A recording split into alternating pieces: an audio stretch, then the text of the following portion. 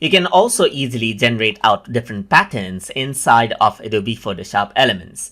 So for that, under expert mode, if you were to go under layers, then you can go around and get more options to generate out different things like solid color, gradient, and here you can see patterns as well.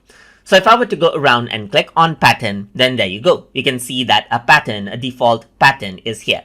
You can go around and choose different sort of patterns right here, as you can see. And from the list that you have, you can choose around the pattern that you like. You can link this out with the layer, as you can see right here. And you can work around with the scale to increase out the detail or decrease out the detail of the pattern, just like this, as you can see over here.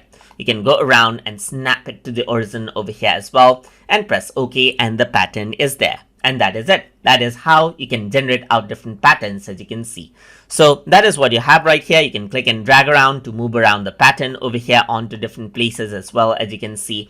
And the pattern is actually added as an extra feature right here, just like this. And if I were to double click on it, then this is what you have, as you can see. So I can go around, select different pattern, click OK. And if I were to use the move tool, the pattern moves from one place to other, just like this.